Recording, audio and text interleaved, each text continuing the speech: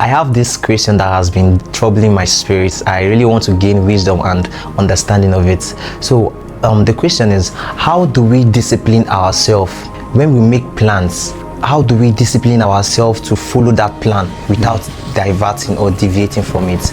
Like, no matter the challenges, no matter what you try to face in life or life tries to bring to you, you still maintain that your plan without deviating from it. How do we gain that discipline, that attitude to stand on your plan and work towards it? In not turning from what you have set your heart to do, aligning yourself without turning from it, is largely an application of the law of focus. You know, in Joshua chapter 1 verse 7, God speaking to Joshua was giving him a charge. God has already told Joshua what to do, and from verse 6 he said, only be thou courageous and all that. Then verse 7 he now told him, he said, the commandments that Moses has given to you, turn not from it to the right nor to the left. Which means when you want to be focused and fulfill a task or a vision you have in your heart, there is one major thing. You must know what is your distraction. What is your distraction that is coming from the right, or what is your distraction that is coming from the left? After knowing your distraction, you begin to starve it and feed your focus. And after you have known this is what I want to do, you should know that any other exciting thing that removes you from that path has become a distraction. Any other good thing that removes you from that path has become a distraction. Some people don't know the meaning of distraction. They think distraction is something that is bad. So if it's a bad thing that is trying to stop me, then it's distraction. But if it's a good thing that is trying to stop me, then it's not distraction. No, anything, whether good or bad, that shifts you to the left or to the right from what you set your heart to do is a distraction. I remember 2006 when I rounded up from school. I just rounded up from school, and I had an encounter, clear-cut encounter in a dream for up to an hour. I woke up sweating and being sure of what, and I was new then on fire for God, serving the Lord. I knew that this is what God wants me to be. He wants me to be a pastor. He wants me to go deeper with him in the service in the kingdom.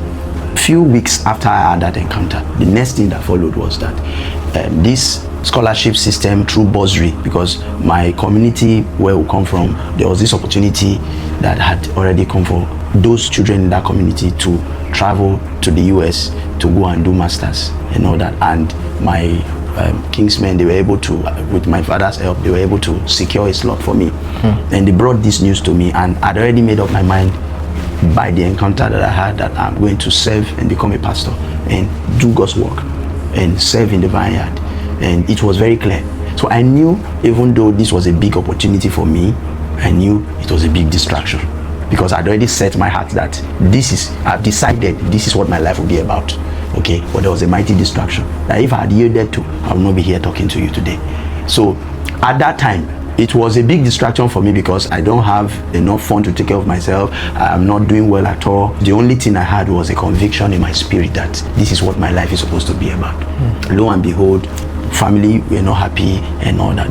There are sacrifices we have to pay to stay focused. Moses at one point, the Bible said, Pharaoh's throne was before him as to become the next Pharaoh. But he chose rather to suffer with the children of Israel than to be called the son of Pharaoh's daughter, enduring the affliction they were going through. So you see that conviction that makes you say, no, I will not take this opportunity, but I will stay focused on this, is how you actually fulfill dreams. Many people who drifted from what they knew they were supposed to do, they never really understood the meaning of focus. They never really understood the meaning of distraction. They thought distraction must be a bad thing. They didn't know that distraction could be what people call bigger testimony. You know, not everything that is good has God in it. The fact that it looks good doesn't mean God's hand in it. In fact, some of the things that will look good, as long as they don't support the path you are in, they could be your distraction, and they could even be your biggest problem. So people who stay on a course and finish on that path well, is the advice God gave Joshua. That is the code. Turn not from this command to the left, no, to the right. As long as you maintain that focus, you will notice that you will be able to fulfill all. You have to be led, because that can be your focus. There was a time there was famine in the land, and Isaac packed his things and said, I'm going to Egypt. God told him, do not go to Egypt. Sow in this land, I will bless you here. So what I'm saying is, it is good to be led. Are you moving abroad because you saw somebody's picture on Instagram or Facebook that is now doing better, or you are moving because it aligns with your vision and it aligns with where you are going? These are the things that makes people finish. You have to only do that which supports your goal, where you are going.